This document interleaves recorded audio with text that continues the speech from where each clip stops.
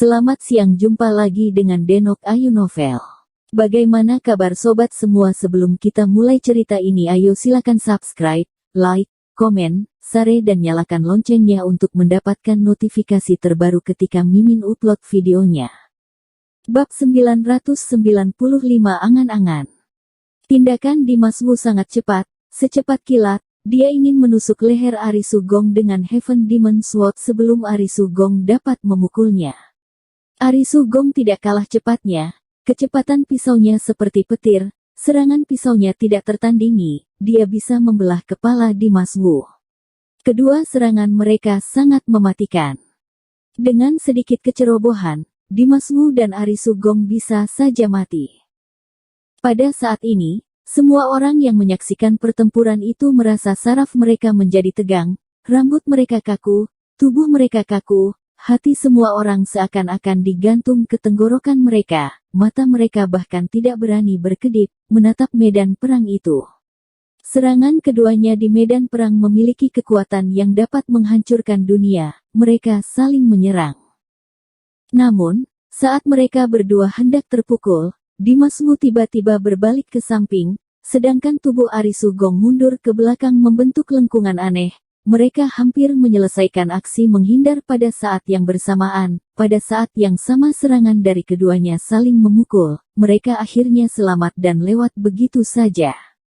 Pada titik terakhir, pada saat bahaya, Dimas Wu dan Ari Sugong memilih untuk menghindari serangan satu sama lain dan berhasil melarikan diri. Jika mereka terlambat sedikit saja, maka mereka mungkin akan langsung terkena serangan lawan dan mati. Pertarungan ini hanya memakan waktu 2 tarikan napas, keduanya sudah berjalan di belakang pintu kematian. Orang-orang lainnya juga berkeringat dingin, jantung mereka berdebar seperti petir, mereka masih terkejut, situasi barusan terlalu mendebarkan, orang kuat seperti Ari Sugong hampir saja mati, orang-orang dari Istana Awan tidak bisa tersenyum iagi, mereka awalnya telah berpikir bahwa Dimas Wu akan dihancurkan oleh tangan Ari Sugong. Tetapi orang itu telah menunjukkan kekuatan luar biasanya dan tiba-tiba memiliki kemampuan ajaib. Dengan perubahan tersebut, dia tidak hanya memaksa Ari Sugong untuk mundur selangkah, tetapi bahkan hampir menusuk leher Ari Sugong dengan pedangnya. Kenyataan ini menakjubkan, menyebabkan hati semua orang di Istana Awan tersentak gugup dan merasa gelisah. Setelah Ari Sugong menghindari gerakan terakhir Dimas Wu, dia menegakkan tubuhnya. Dia memiliki cahaya tajam di pandangan matanya dan menatap Dimas Wu dengan ekspresi serius. Pertandingan barusan tidak hanya membandingkan kekuatan keduanya, tetapi juga memperlihatkan keberanian antara keduanya. Dimas Wu bermaksud untuk menikam Ari Sugong terlebih dahulu sebelum serangan Ari Sugong mendarat.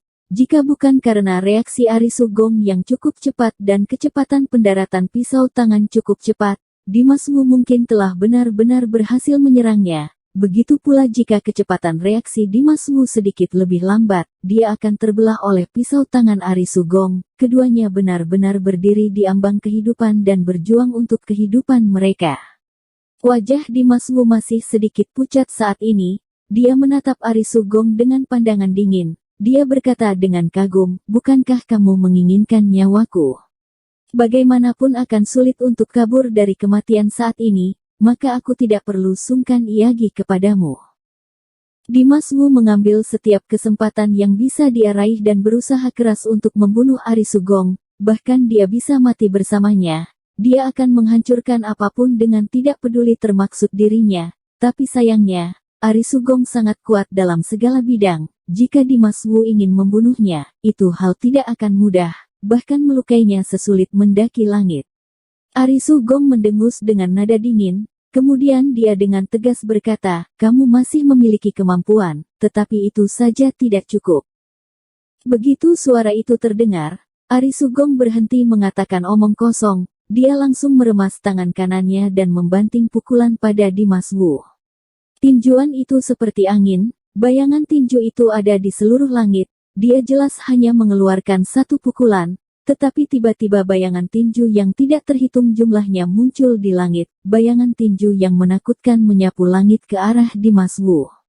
Tanpa ragu, Dimas Wu dengan cepat menarikan Heaven Demon Sword, menebas Arisugong dengan panik. Keduanya bertarung bersama kembali. Setelah pertarungan dimulai, pertempuran berlangsung sengit dan berjalan lancar. Bang bang bang. Duar. Setiap kali Dimas Wu dan Arisugong bertabrakan, mereka mengeluarkan serangan yang mengejutkan dan bergejolak. Seluruh lapangan penuh dengan gelombang asap, langit bergetar dan udara bergelonjak, berbagai benda runtuh dan hancur. Orang-orang yang menyaksikan pertempuran di lapangan tersebut merasa terkejut, jiwa mereka bergetar. Setelah beberapa saat, kedua sosok itu berpisah. Tanah di bawah kaki Arisugong retak, seluruh tubuhnya diselimuti aura membunuh dan bercahaya. Kulit Dimas Wu pecah-pecah, darah tidak ada habisnya mengalir di sekujur tubuhnya seperti aliran yang berdeguk. Dia terlihat sangat menyedihkan dan tragis, tapi dia tetap kuat dan bertenaga. Arisugong memandang Dimas Wu secara serius untuk pertama kalinya. Dia menatap Dimas Wu, melihatnya dengan cermat, kemudian berkata dengan sungguh-sungguh, "Siapa namamu?" Arisugong tidak pernah memandang Dimas Wu serius sama sekali sebelumnya, tapi sekarang Dimas Wu telah menarik perhatiannya dan membuatnya sedikit penasaran. Dimas Wu terkejut sesaat. Dia tidak menyangka Arisugong tiba-tiba menanyakan namanya. Dia berhenti, lalu berkata dengan serius, "Dimas Wu." Mendengar namanya, Arisugong sedikit menunduk dan berkata dengan nada dingin, "Nama yang bagus. Orangnya juga berbakat, tapi kamu ditakdirkan untuk mati muda." Arisugong tahu betul bahwa kekuatan Dimas Wu luar biasa dan masa depannya tidak terbatas. Namun, Dimas Wu telah mencabut Heaven Demon Sword dan menjadi pemilik baru Heaven Demon Sword. Dia merasa sombong, tidak menghormati dirinya, bahkan dia hampir membunuh putranya sendiri. Orang seperti itu, bagaimana mungkin Arisugong akan membiarkannya hidup? Dia harus mati hari ini. Dimas Wu mengerutkan kening dan berkata dengan nada dingin, "Ada banyak orang yang menginginkan hidupku di sepanjang jalanku, tetapi pada akhirnya, tidak ada yang berhasil. Tahukah kamu mengapa?" Arisugong tanpa berpikir dan berseru, "Orang itu tidak cukup hebat dan tidak bisa membunuhmu, tapi jika kamu jatuh ke tanganku, jangan mencoba untuk mengharapkan mujizat. Hari ini, kamu pasti akan mati di tanganku." Begitu kata-kata itu terucap, Arisugong tiba-tiba menyentakkan dirinya ke depan, dengan satu tangan menjadi cakar, tiba-tiba dia ingin meraih dada Dimas Wu dengan kecepatannya mengejutkan. Pada saat ini, Arisugong tampaknya telah menjadi harimau besar, dengan cakar harimau yang ingin menggali hati orang, serangannya menjadi ganas, dia menerobos semua rintangan di depannya dalam sekejap, cakarnya dekat dengan dada Dimas Wu, mencoba untuk meraih hati Dimas Wu. Ekspresi wajah Dimas Wu berubah. Hatinya merasa kaget, dia tidak punya waktu untuk berpikir, dia seutuhnya mengandalkan instingnya untuk mundur dengan cepat. Namun, Arisugong seperti belatung yang menempel pada tulang tarsal, mengejarnya dengan cepat dan tidak mau melepaskannya. Pada keadaan hidup dan mati ini, pikiran Dimas Wu tiba-tiba bersinar sebuah kilatan. Dia berteriak dengan penuh keagungan, "Kamu yang memaksaku." Pada saat yang sama, saat suara itu terdengar, seluruh tubuh Dimas Wu meledak, roh jahat meluncur, kulitnya yang terbuka tiba-tiba muncul sisik hitam, tangannya langsung berubah menjadi Dragon Claw. Di belakang, ada cahaya hitam berkedip, seolah-olah bayangan naga hitam itu melesat. Arisugong merasakan jantungnya berdebar-debar tanpa alasan, matanya tanpa sadar melayang di belakang Dimas Wu, tetapi dia tidak melihat apa-apa. Namun, penundaan waktunya sesaat menyebabkan auranya menurun dengan banyak.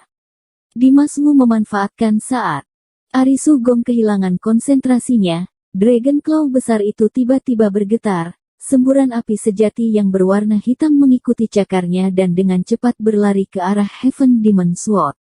Tiba-tiba, di atas Heaven Demon Sword, api berkobar, roh jahat bergelonjak, menyebabkan udara di sekitarnya berputar dan meledak.